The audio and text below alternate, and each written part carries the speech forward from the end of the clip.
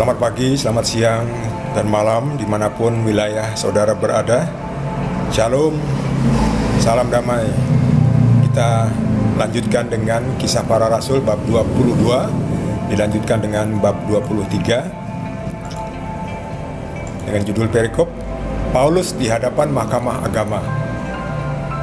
Namun kepala pasukan itu ingin mengetahui dengan teliti apa yang dituduhkan orang-orang Yahudi kepada Paulus. Karena itu pada keesokan harinya ia menyuruh mengambil Paulus dari penjara dan memerintahkan supaya imam-imam kepala dan seluruh mahkamah agama berkumpul. Lalu ia membawa Paulus dari markas dan menghadapkannya kepada mereka. Sambil menatap anggota-anggota mahkamah agama, Paulus berkata, "Hai saudara-saudaraku, sampai kepada hari ini aku tetap hidup dengan hati nurani yang murni di hadapan Allah." Tetapi imam besar Ananias menyuruh orang-orang yang berdiri dekat Paulus menampar mulut Paulus. Membalas itu, Paulus berkata kepadanya, "Allah akan menampar engkau, hai tembok yang dikapur putih-putih. Engkau duduk di sini untuk menghakimi aku menurut hukum Taurat, namun engkau melanggar hukum Taurat oleh perintahmu untuk menampar aku." Dan orang-orang yang hadir di situ berkata, "Engkau mengejek imam besar Allah?" Jawab Paulus, "Hai saudara-saudara, aku tidak tahu bahwa ia adalah imam besar. Memang ada tertulis, janganlah engkau berkata jahat tentang seorang pemimpin bangsamu." Dan karena ia tahu bahwa sebagian dari mereka itu termasuk golongan orang Saduki dan sebagian termasuk golongan orang Farisi, ia berseru dalam mahkamah agama itu. Katanya, "Hai saudara-saudaraku, aku adalah orang Farisi, keturunan orang Farisi. Aku dihadapkan ke mahkamah ini karena aku mengharap akan kebangkitan orang mati." Ketika ia berkata demikian, timbullah perpecahan antara orang-orang Farisi dan orang-orang Saduki, dan terbagi-bagilah orang banyak itu. Sebab orang-orang Saduki mengatakan bahwa tidak ada kebangkitan dan tidak ada malaikat atau roh, tetapi orang-orang Farisi mengakui kedua-duanya. Maka terjadilah keributan besar. Beberapa ahli Taurat dari golongan Farisi tampil ke depan dan membantah dengan keras. Katanya, "Kami sama sekali tidak menemukan sesuatu yang salah pada orang ini. Barangkali ada roh atau malaikat yang telah berbicara kepadanya." Maka terjadilah perpecahan besar, sehingga kepala pasukan takut kalau mereka akan mengoyak-ngoyak Paulus. Karena itu ia memerintahkan pasukan untuk turun ke bawah dan mengambil Paulus dari tengah-tengah mereka dan membawanya ke markas. Pada malam berikutnya, Tuhan datang berdiri di sisinya dan berkata kepadanya, "Kuatkanlah hatimu, sebab sebagaimana engkau dengan berani telah bersaksi tentang aku di Yerusalem, demikian jugalah hendaknya engkau pergi bersaksi di Roma." Demikianlah sabda Tuhan.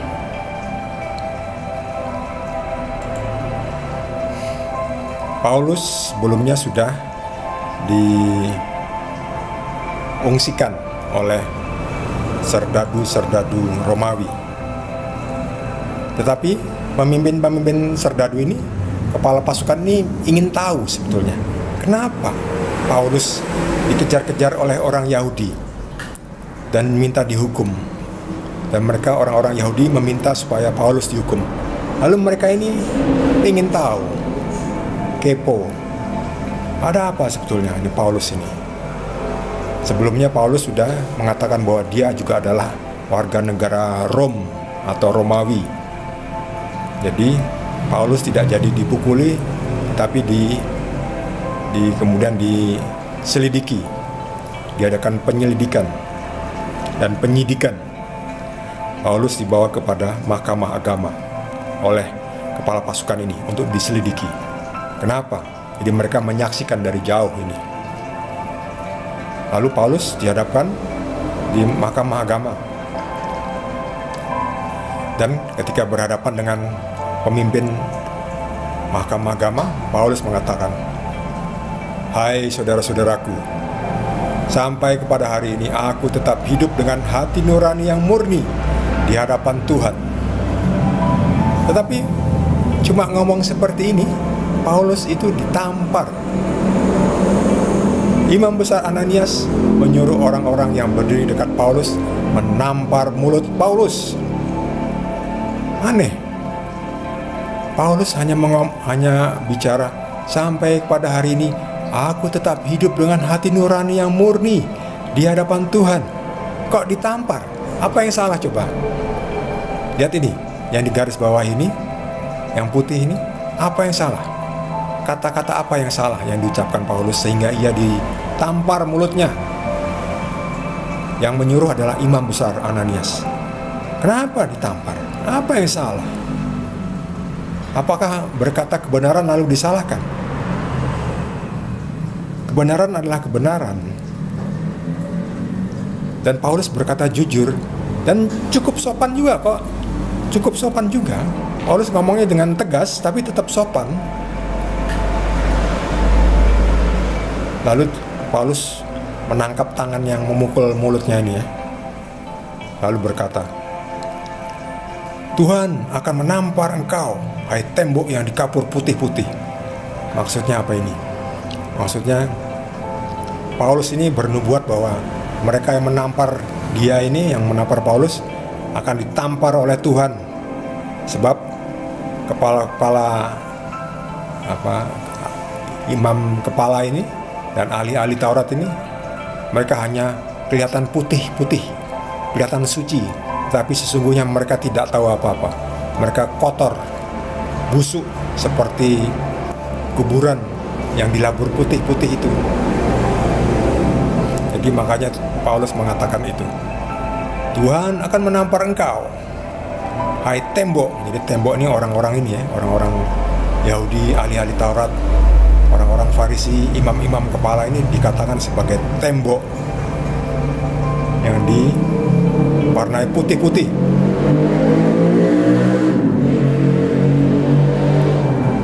Mereka menghakimi Paulus menurut hukum Taurat, tapi mereka juga melanggar hukum Taurat karena menampar Paulus untuk sesuatu yang tidak salah. Lalu Paulus menyadari bahwa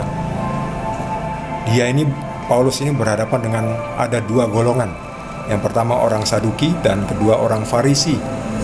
Orang Saduki itu tidak percaya kepada kebangkitan orang mati dan tidak percaya adanya malaikat atau roh.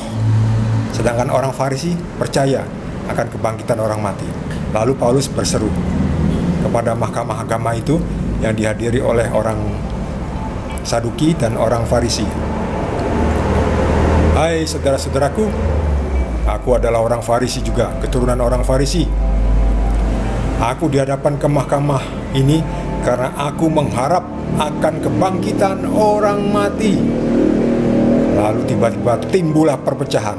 Ya ini, ketika ngomong aku mengharap akan kebangkitan orang mati, ngamuk nih antara orang Saduki dan orang Farisi berkelahi. Yang Paulus menjadi bulan-bulanan.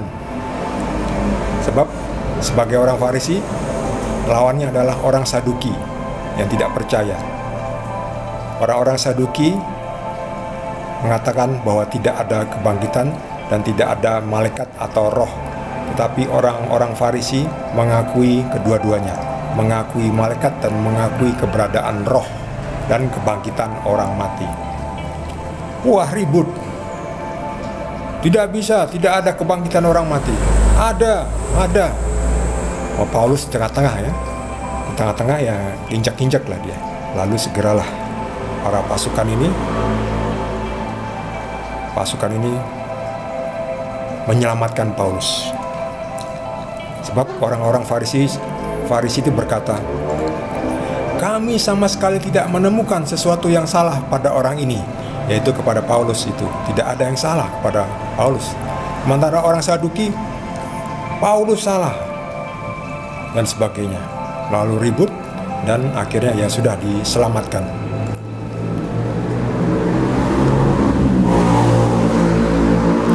Kepala pasukan takut kalau mereka akan mengoyak-ngoyak Paulus. Akhirnya Paulus segera diselamatkan, dibawa pergi.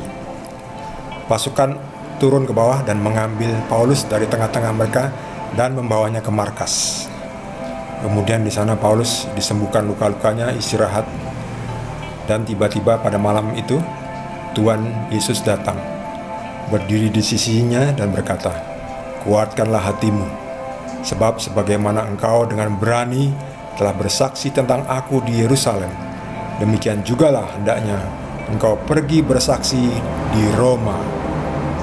Jadi Paulus tujuan berikutnya adalah pergi ke Roma untuk kembali bersaksi tentang Yesus di kota Roma, yang sekarang adalah negara Italia, yang kemudian akan menjadi pusat dari kekristenan, khususnya kekatolikan, Katolik Vatikan, Katolik Roma, makanya disebut Katolik Roma. Dan Katolik itu artinya umum, umum, semua, menjangkau semua. Demikianlah nanti Paulus akan bersaksi, pergi ke Roma untuk bersaksi ya, di hadapan berbagai pejabat. Bagaimana kisah selanjutnya? Dipastikan saudara subscribe dulu dan juga di like. Kita akan lihat kelanjutan ceritanya, masih dari Kisah Para Rasul. Terima kasih. Tuhan Yesus berkati kita semua.